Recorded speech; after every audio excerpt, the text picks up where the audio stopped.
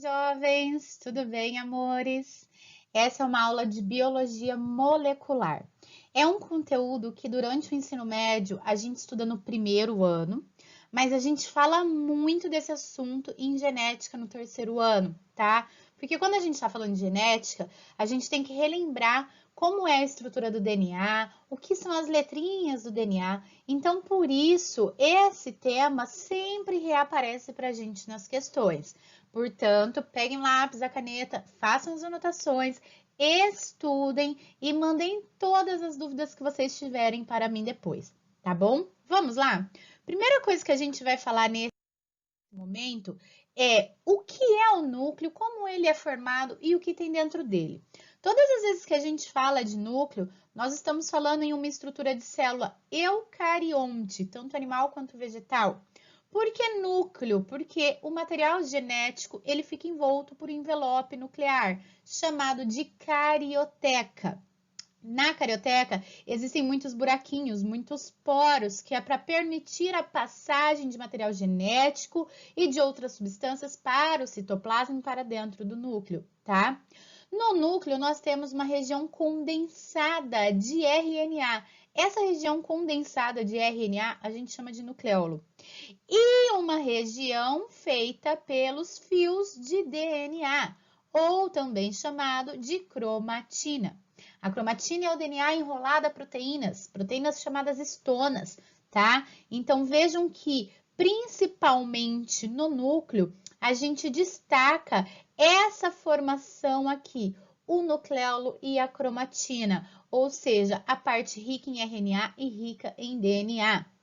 Quando a gente fala de núcleo, a gente tem a mania de imaginar um núcleo pequenininho no meio da célula, um núcleo só. Mas a gente tem que desmistificar isso, pois existem células que nem núcleo têm, como por exemplo as hemácias. Existem células que têm muitos núcleos, que são multinucleadas, como as células musculares. E existem células que o seu núcleo ele é subdividido em lobos. Ele pode ser bilobado, trilobado. Então vejam que essa constituição referente ao núcleo, ela pode ser alterada de célula para célula, tá? Assim como nesse slide a gente consegue visualizar que nem todos os núcleos são centrais em uma célula. Alguns ficam lateralizados. Uns núcleos ocupam quase a célula inteira, o espaço intercelular basicamente todo. Outros núcleos são pequenininhos. Por fim, nesse slide, nós conseguimos visualizar que nem todos os núcleos são arredondados, como, por exemplo, a gente vê nesses aqui bonitinhos. Existem núcleos achatados, existem núcleos ovalados, existem núcleos bilobados, existem núcleos trilobados. Perfeito, meus queridos? Então, visualizamos neste momento como é formado o núcleo e como ele pode aparecer na célula. Agora, o nosso foco é na importância desse núcleo, nessas duas partes que são constituídas de material genético, de DNA e RNA. Eu preciso entender e relembrar a diferença entre esses ácidos. Ambos são ácidos do núcleo, ácidos nucleicos, ok? Qual é a diferença entre DNA e RNA? Aí que tá muito certinho na nossa memória. Todas as vezes que a gente falar de DNA e RNA, a gente está falando em ácidos nucleicos que são formados por nucleotídeos, tá? Tanto então aqui eu vou separar, para não restar dúvida. Um DNA é formado por nucleotídeo e um RNA, desculpa, também é formado por nucleotídeo. O que é esse nucleotídeo, esse monômero que forma esses ácidos?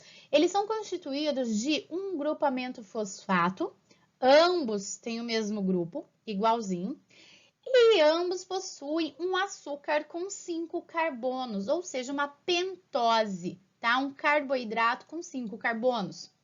Essa pentose ela é diferente. Vejam aqui no RNA que essa pentose é uma ribose e no DNA essa pentose é uma desoxirribose. Tanto é que isso é o que dá o nome do DNA. Vejam aqui em cima, ácido desoxirribonucleico. DNA do inglês, de desoxirribonucleic acid, ou ADN no português, ok? Já a ribose é o que dá o nome do RNA, ácido ribonucleico, um ácido que tem ribose. E é por essa razão que no português o RNA ele pode ser chamado de ARN. RNA também é a sigla em inglês de Ribonucleic Acid, tá? Outra coisa que a gente encontra nos nucleotídeos são bases nitrogenadas, as famosas letrinhas do código genético, do material genético, do RNA, do DNA. Nós já ouvimos falar algumas vezes que o DNA é composto de 4 letrinhas, A, T, C, G, que significam adenina, timina, citosina e guanina, tá? Essas 4 bases, elas vão se unir a partir de pontos de hidrogênio no DNA para formar a dupla fita entrelaçada que a gente tem no DNA. Já no RNA, não temos duas fitas, o RNA sempre fica uma fita simples, sozinha, isolada, portanto, não há as ligações de hidrogênio, as pontes de hidrogênio entre nucleotídeos, e não existe o nucleotídeo timina. Ao lugar da timina, nós temos a uracila. Então, vejamos que todas essas características que assemelham e que diferem DNA e RNA, elas devem ser destacadas, ok? Como que esses nucleotídeos estão ligados? Aqui está uma parte muito importante da nossa aula.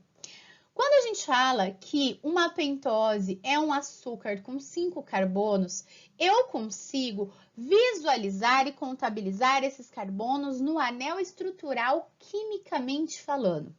Então, olhem ali no desenho do DNA, só para vocês contarem comigo.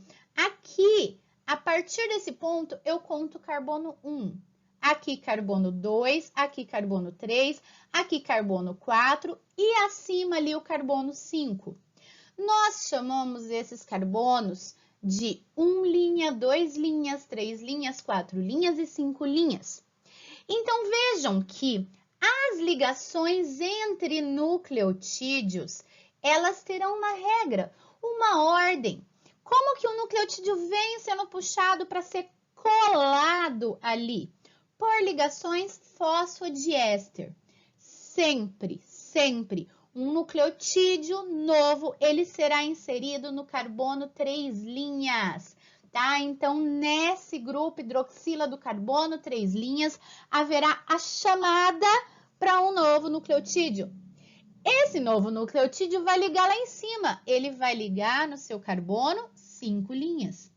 Então, vejam que o carbono, o nucleotídeo novo que está vindo, ele está vindo na posição 5 linhas, para ele grudar, se inserir na extremidade 3 linhas, ok? Isso é muito importante, daqui a pouquinho a gente vai voltar a falar dessa relação de posição de carbonos e posição de nucleotídeos. Portanto, tanto o DNA quanto o RNA são formados de nucleotídeos. Esses nucleotídeos se ligam uns aos outros por ligações fosfodiéster. Sempre o carbono com a extremidade 5 linhas livre, ele que vai se inserir naquele carbono que está com a extremidade 3 linhas. Aliás, o nucleotídeo, tá? O nucleotídeo que está com a extremidade 5 linhas livres irá se inserir naquele nucleotídeo que está com a extremidade 3 linhas livre, beleza? Dessa forma, os nucleotídeos se unem, formando uma fita, no caso do DNA, de ácido desoxirribonucleico. Uma coisa importante, o DNA é constituído por 2 fitas. Se em um lado eu tenho essa extremidade 5 linhas livre, a outra fita, ela tem a extremidade 3 linhas livre. É como se ela tivesse de ponta cabeça. Então, nesse sentido, nós falamos que a disposição do DNA, das fitas de DNA, é antiparalela, tá? Pois uma fita, ela é 5 linhas, 3 linhas, e a outra 3 linhas e 5 linhas. Desta maneira, as duas se complementam e conseguem fazer as ligações de pontes de hidrogênio ali entre elas. Quando a gente fala em RNA e DNA, além dessas diferenças estruturais, nós precisamos lembrar a função de cada uma, tá? Então, não se esqueçam mais que o DNA possui as informações genéticas, as informações hereditárias, aquela que a gente ganhou do pai e da mãe. Só que quando a gente olha para uma pessoa, como eu estou olhando aí para vocês, imaginando vocês do outro lado, mas vocês estão olhando para mim, vocês não estão vendo minhas duplas fitas de DNA aqui. Vocês estão vendo a expressão do meu genótipo, ou seja, vocês estão visualizando o meu fenótipo. E o fenótipo ele se dá pela expressão, presença, ausência da produção de proteínas. E quem produz essas proteínas é o RNA. Então, vejam a importância desse ácido nucleico. As bases nitrogenadas, as letrinhas do DNA e do RNA, quimicamente falando, elas são classificadas de acordo com a sua formação, a sua estrutura. Se elas tiverem um anel, elas são consideradas bases pirimídicas. Se elas tiverem 2 anéis, bases puras. Como que eu vou lembrar quem é quem? Qual das bases? Lembra? ATCG e no RNA-U. Como eu vou lembrar quem que é quem? Quem que é pura, quem que é pirimídica? Aí vocês guardam esse conceito aqui, esse macete, aliás, tá? A água é pura, ou seja, a adenina e a guanina é pura. A água é pura. As outras bases, elas são, então, pirimídicas, ou seja, o C, o T e o U é pirimídica e, portanto, possui apenas um anel estrutural. Agora sim, a gente entra na parte primordial da aula de biologia molecular, o dogma central da biologia. O que significa isso? Que todos os seres vivos são regidos por esses processos, tá? 24 horas por dia as nossas células trabalham realizando esses processos que são duplicação, ou seja, replicação do DNA. Todo o DNA é capaz de se duplicar antes de uma célula se dividir. O tempo inteiro a gente está tendo mitoses no nosso organismo. Então, antes de uma célula fazer mitose, ela precisa duplicar o seu DNA. Assim como as células que forem fazer meiose, tá bom? DNA produzindo DNA, duplicação ou replicação. Porém, esse DNA, ele é capaz também de se transcrever, de formar um RNA. E aí eu falo em transcrição. DNA produzindo RNA, transcrição.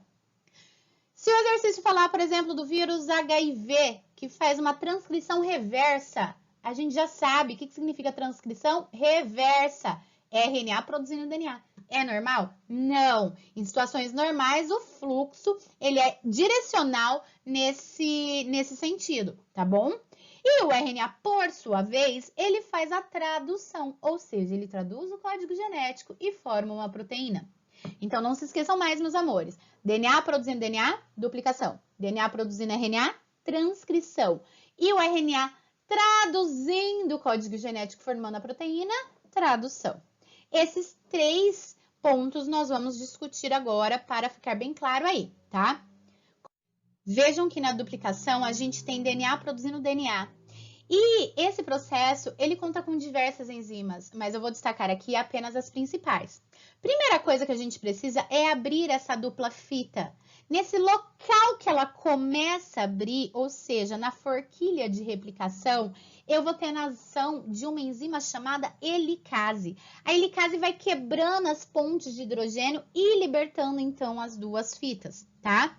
Uma das fitas, ela vai ter direção 5' 3' e a outra 3' 5'. O que isso significa? Que a replicação, ela vai acontecer de forma contínua em uma fita e descontínua em outra fita. Quem que ajuda a parear novos nucleotídeos para formar ambas as fitas? Uma outra enzima chamada DNA polimerase. Então, vejam que tanto na fita contínua quanto na fita descontínua, eu tenho a DNA polimerase passando ali, fazendo a leitura da complementariedade de bases, onde tem A, coloca T, onde tem T, coloca A, onde tem C, coloca G, e onde tem G, coloca C. E assim ela produz as fitas novas de DNA, tá? De uma maneira simplificada, então, o que a gente tem que destacar aqui? Que as fitas são antiparalelas, ou seja, enquanto uma extremidade começa com 3 linhas, a outra começa com 5 linhas. O rompimento da DNA é feito pela enzima helicase. O pareamento de novos nucleotídeos é feito pela DNA polimerase. E os nucleotídeos com desoxirribose, eles se pareiam na fita molde, seguindo a regra de pareamento. Onde tem A, eu vou colocar um T e vice-versa. Onde tem C, eu vou colocar G e vice-versa. Destaco aqui ainda essa informação, que a adenina se liga com timina com 2 pontes de hidrogênio e citosina se liga com guanina com 3 pontos de hidrogênio. Isso significa que um DNA que tem mais citosina e guanina, ele tem uma cadeia de DNA mais forte, estruturalmente falando, do que um DNA com mais A e T, porque eles só possuem 2 pontes de hidrogênio, ok? Outra coisa para a gente destacar aqui, lembra que eu falei para vocês, o pareamento de novos nucleotídeos. Como que novos nucleotídeos eles vão sendo pareados ali, colocados, crescendo essa fita que está recém sendo formada? Sempre aquele DNA que está com a extremidade 5 linhas, livre lá em cima, ele vai atrair pela sua extremidade 3 linhas, um nucleotídeo lá embaixo 5 linhas, que lá embaixo no 3 linhas atrai 5 linhas. Ou seja, o sentido da replicação, ele sempre será 5 linhas, 3 linhas, por causa da disposição dos nucleotídeos nessa fita, tá bom? Isso se deve por causa das ligações fosfodiéster nesses ácidos. Isso já apareceu em questões pra gente, inclusive com essa charge aqui, Mafalda. Às vezes eu me pergunto, qual o sentido da vida? É na direção 5 linhas, 3 linhas, Felipe. Ou seja, cada nucleotídeo novo que eu for colocando, ele sempre estará com a extremidade 5 linhas sendo colocada a primeira e ficando livre a 3 linhas. Depois vem outros 5 linhas, 3 linhas. E assim eu vou formando uma cadeia de DNA nova, tá? Então, o sentido da duplicação é 5 linhas, 3 linhas, que é o sentido da inserção de novos nucleotídeos em uma cadeia de ácido desoxirribonucleico. A duplicação do DNA é considerada semidescontínua. Por quê? Uma fita ela é produzida continuamente e a outra descontinuadamente. Portanto, ela é semidescontínua, né? Um nem outro. Ela tem as duas propriedades aí. E a duplicação do DNA é semiconservativa. O que isso significa? Vejam em azul aqui, era o meu DNA mãe.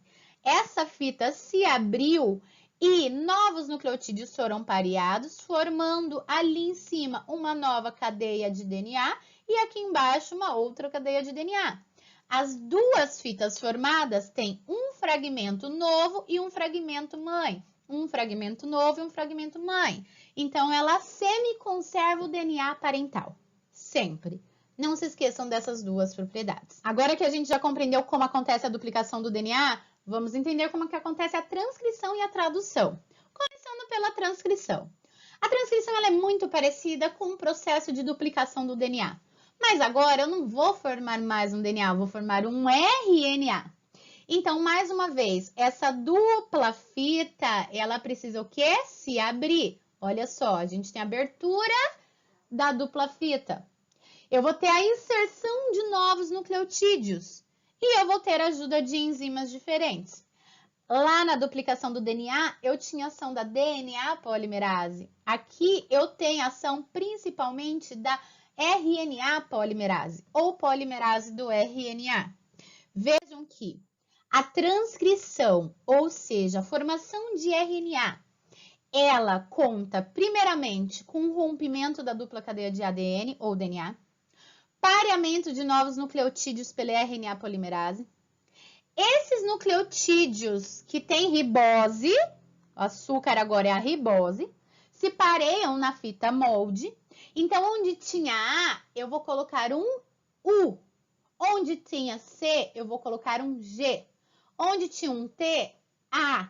Vou pareando nucleotídeos. Sempre lembrando que eu não tenho mais a timina e agora eu tenho a uracila. E dessa forma, no final, eu formo uma molécula de RNA. Então, esse desenho aqui embaixo está bem didático, ó. DNA se abriu, RNA polimerase vem aqui, adiciona os nucleotídeos com ribose, os nucleotídeos com uracila ao invés de timina, e no final eu formo um RNA. Que RNA? Quantos RNAs existem? Existem 3 tipos de RNA. E aí a gente destaca o RNA mensageiro, que literalmente tem a sequência, a mensagem do código genético que vai falar: você vai produzir melanina, você não vai produzir queratina. Os seus melanócitos de pele produzirão pouquíssima melanina. E assim, consequentemente, o RNA mensageiro tem a mensagem do código genético, tá? Ele vai sair lá no citoplasma. E lá no citoplasma, o RNA transportador vai transportar, vai trazer os aminoácidos do citoplasma para que o RNA ribossômico faça a leitura e compreensão do mensageiro e faça a inserção de aminoácidos trazidos pelo transportador. Então, nós temos 3 tipos de RNA, dos quais os 3 atuarão na síntese proteica, tá bom? Sendo que o RNA mensageiro contém a mensagem do código genético, o transportador transporta os aminoácidos e o ribossômico que vai fazer a associação, então, e formação das proteínas. Nesse desenho é muito simplificado, mas é muito nítido o que acontece. Vejam aqui a molécula de DNA sendo aberta, formando um RNA pela transcrição. Esse RNA mensageiro sai lá no citoplasma. Um RNA transportador traz um aminoácido. Quem vai fazer essa associação, essa conexão para dizer que está certo esse aminoácido? O RNA ribossômico. Então, ele vai fazer essa leitura e associação dos aminoácidos que estão sendo trazidos pelo transportador. Todas as vezes que o RNA ribossômico reconhecer esse aminoácido, estiver correto e dizer, beleza, eu vou tendo uma ligação peptídica. Os aminoácidos vão se ligando. E aí, veja aqui no finalzinho que esses aminoácidos saem conectados, formando uma proteína, tá? Então, isso aqui é aula de bioquímica. O aminoácido é monômero de proteína. Então, quando eu junto vários aminoácidos, eu formo uma proteína, tá? E aí, quem faz todo esse processo é a associação dos 3 RNAs. Só que aí existem umas regrinhas, que é bem legal, é uma parte bem massa de estudar na biologia, mas que eu preciso de muita atenção para não confundir. Vejam só. Quando a gente pega o DNA inteiro, ele tem letras, né? A, T, C, G. Então, eu vou esquematizar aqui em cima, tá, pessoal? Vai ficar meio borradinha essa letra maravilhosa, mas só para a gente entender o processo. A, T, C, por exemplo, no DNA. Eu sempre vou fazer a leitura em trincas, ou seja, a cada 3 letras. No DNA, cada 3 letras eu chamo de trinca. Então, essa trinca, ela será convertida em um códon no RNA mensageiro. Como será esse códon? Onde tem A, T, mas no RNA não tem T, então é U. Onde tem T, A. Onde tem C, G. Isso aqui que eu acabei de desenhar é um códon de RNA mensageiro. Ou seja, uma trinca no DNA se transforma em um códon formando um RNA mensageiro, tá? Nesse momento, vem o meu RNA transportador com um anticódon aqui. Não vai caber eu colocar todas as letrinhas, mas só para a gente já compreender como que acontece. O RNA transportador, vou colocar um T aqui de transportador, ele tem um anticódon. Para que serve esse anticódon? Para que ele vá lá no citoplasma e se associe com um aminoácido que é igualmente reconhecido por essa mesma sequência do RNA mensageiro. Então, o DNA tem uma trinca, RNA mensageiro tem um códon, RNA transportador tem um anticódon, ele vai lá no citoplasma e traz um aminoácido. Como que eu sei que aminoácido que ele vai trazer? Porque existe uma tabela, vou passar para o próximo slide e depois eu não consigo voltar para esse, tá? Mas vocês podem ir e voltar quantas vezes quiserem. Todo o meu DNA que é transformado em RNA, que é, por sua vez, convertido, ou seja, forma essa proteína, eu chamo de código genético. Então, o código genético é a sequência de DNA ativo que nós temos no nosso organismo. DNA que produz RNA, transcrição. E esse RNA, por sua vez, que é capaz de fazer a tradução formando a proteína, tá? Deixa eu apagar um pouquinho aqui só para a gente utilizar mais um pouco o espaço antes de eu passar o slide. Vejam que para cada trinca eu tenho um códon e aí eu vou olhar na tabela qual aminoácido ele corresponde. O que eu quero dar de dica aqui para vocês? O exercício não vai dar uma sequência de DNA para a gente com esses pontos no meio. Esses pontos fui eu quem coloquei, porque é muito mais fácil. Se eu tenho que olhar 3 letras na tabela de aminoácido, eu não vou ficar olhando tudo, 20, 30, 40 letras. O exercício pode dar 100 letras para a gente. Então, para não se confundir, vocês sempre passam um risquinho embaixo ou colocam os pontos ou um marca-texto a cada trinca de DNA. E aí não há confusão. Eu tenho o DNA aqui em cima, primeira coisa, converte em RNA mensageiro. É o que está aqui na linha de baixo. A partir do momento que eu tenho esse RNA mensageiro, eu vou olhar na tabela de aminoácidos, quais aminoácidos eu vou produzir, tá? Inclusive aqui, esse aqui tá errado, eu ia arrumar antes. Eu acabei digitando errado, que é uma alanina. A gente já vai ver o porquê. Mas foca nessa sequência aqui, que eu copiei ela para o próximo slide para a gente entender como usar a tabela. Então, vejam aqui que toda a sequência minha de RNA, tá? Eu copiei aqui para facilitar a gente achar na tabela. Professora, eu preciso decorar essa tabela? Não, o exercício vai te fornecer a tabela, ou pelo menos parte dela, para você saber qual sequência corresponde a qual aminoácido. Eu preciso entender como usar essa tabela. Então, por exemplo, a primeira sequência aqui, um AAU, é a sequência, eu pego a primeira base A, então eu sei que a primeira base tá aqui, ó, nesse quadrado. Só que toda a linha inteira, tá vendo? Agora eu tenho que ver qual coluna. Segunda base, A também. Agora eu já sei que está nesse quadrante aqui. Terceira base, U. Então, eu sei que está no primeiro, na primeira posição. Logo, eu sei que um AAU é uma asparagina. O que isso quer dizer? Todas as vezes que no meu RNA mensageiro eu tiver essa sequência de códon, o meu anticódon vai lá no citoplasma e traz uma asparagina. Próxima sequência, GCC. Vamos procurar. Primeira base G, segunda C, C. Aqui, ó, GCC, alanina. Então, eu já tenho uma asparagina, uma alanina. Aí, eu olho o próximo, olho o próximo, olho o próximo, olho o próximo. E assim, eu vou construindo a minha proteína, tá? Eu coloquei essas letras aqui aleatoriamente, gente. O que isso significa? Por exemplo, aqui nesse A, o G, eu tenho um códon que corresponde ao meu códon de iniciação, que é uma metionina. É que eu fui colocando uma sequência aleatória e acabou por fim esse AUG ficando aí.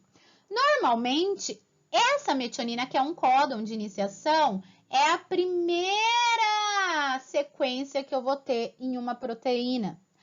Assim como esses códons de finalização são as últimas sequências que aparecerão, literalmente indicando para a minha célula que finalizou a proteína. Então, nós temos sequências que indicam o início, o meio e o fim, tá bom? Mais uma vez, essa tabela eu não preciso decorar, preciso saber achar aqui as minhas sequências correspondentes aos códons do RNA mensageiro. Então, essa sequência aqui vocês têm que fazer com muita atenção, porque se eu errar uma letrinha, pode ser que eu erre também qual é o aminoácido.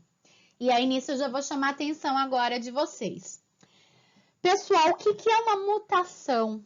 Uma mutação é quando uma letra ou mais letras ou parte do meu cromossomo ou cromossomo inteiro, ele é alterado por uma razão química, biológica ou física ou ainda hereditária. Mas o fato é que, às vezes, se eu alterar uma letra, eu posso alterar a proteína que é produzida no final das contas. Então, mutações, às vezes, elas podem ser desvantajosas. Porque vamos supor que era para produzir uma serina na sequência ali. E aí, ao invés de um AGU, a minha mutação levou à produção de um AGA. Ou seja, eu alterei a serina para uma arginina. E isso leva à mudança do meu fenótipo. Agora, foquem nas duas formas que a serina pode aparecer. Ela pode ser AGU ou AGC. Então, vejam que se eu tiver uma mutação do U para C, por exemplo, ali, eu não vou ter alteração do fenótipo. Eu vou... Tem a mutação? Tem. Alterou uma base? Alterou. mas igualmente eu estou produzindo a serina. Então, é por essa razão que nem sempre as mutações levam a alterações no fenótipo. Grava isso, tá bom? E, por fim, meus amores, depois vocês terminem de fazer aqui essa sequência para treinar. Só muda essa glicina que eu acabei digitando errado, ao invés da glicina aqui, é uma alanina, GCC. Cadê o GCC aqui, ó? Alanina, tá? Depois muda essa sequência que está errada. E ainda anotem as informações básicas que eu preciso lembrar, então, para essa tradução. Quais são? O que determina a sequência dos aminoácidos é o RNA mensageiro. É o RNA transportador que coloca os aminoácidos dissolvidos no citoplasma na posição correta. O RNA transportador ele vai se ligar aos aminoácidos livres lá no citoplasma por uma extremidade. E a outra extremidade ele tem o anticódon, que são as alças, que vão se conectar então no RNA mensageiro. Quem reconhece isso, quem permite isso é o RNA ribossômico. Portanto, os 3 RNAs atuando aí na síntese de proteínas. Beleza? E por fim, eu quero muito que vocês prestem atenção nesses 2 termos que vira e mexe aparecem nas questões de vestibular para nós, tá?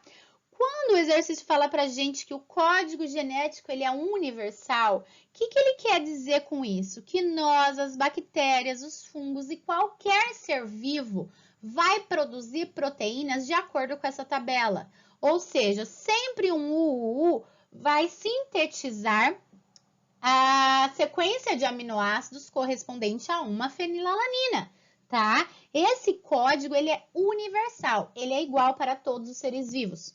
Agora, quando a gente fala que o código é degenerado, é porque diferentes sequências desse código podem formar a mesma proteína, ou seja, o mesmo aminoácido. Vamos supor aqui, olha só, pegando a serina, olha quantas possibilidades diferentes eu tenho de produzir a serina. Eu tenho 4 códons correspondentes à serina.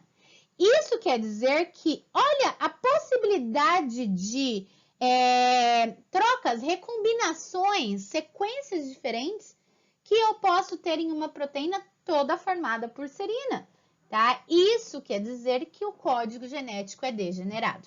Então, o código genético é universal, porque é igual para todos, e degenerado, porque diferentes sequências sintetizam o mesmo aminoácido e, consequentemente, a mesma proteína. E, pessoal, vou finalizar por aqui minha aula com esse mapa mental, que é incrível. Um resuminho, peguei da internet, mas eu achei ele muito bem feito.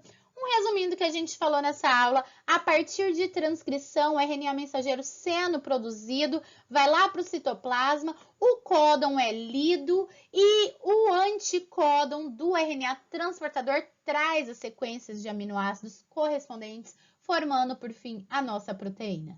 Um beijo no coração, bons estudos, me escrevam se tiverem dúvidas. Tchau!